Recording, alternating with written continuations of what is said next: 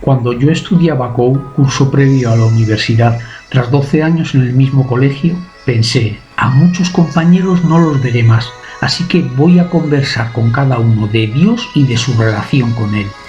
Antonio, si te parece, cuando terminen las clases hablamos un rato.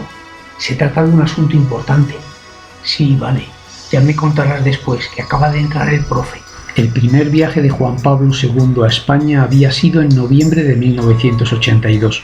Los edificios de Madrid se llenaron de pancartas y muchos lucíamos en el pecho el lema del Papa, Totus Tuus, dirigido a la Virgen, con una frase que le repetíamos en los encuentros: Juan Pablo II te quiere todo el mundo.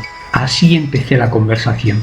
Mira, es que me he fijado que cuando estuvo el Papa, pues también tú llevabas una chapa con el Totus Tuus y tenía interés en hablar contigo de esos temas, de Dios, de la religión, de las cosas de tu vida.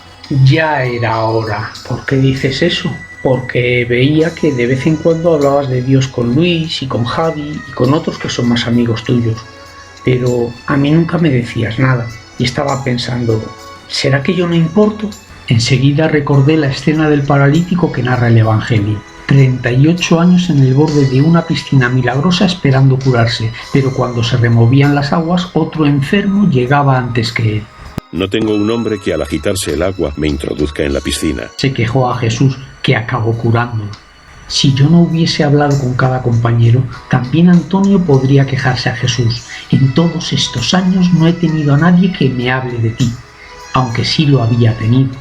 Por eso recuerdo aquel ya era hora cuando me cuesta hablar con alguien de su salud espiritual, pues puedo ser yo el último apoyo humano que Dios ofrece a esa persona para su conversión. Y si es un amigo, también recuerdo la expresión fuerte de San Agustín: ama verdaderamente al amigo el que ama a Dios en el amigo, o porque está en él o para que esté en él. Si queremos por otro motivo, odiamos más que queremos.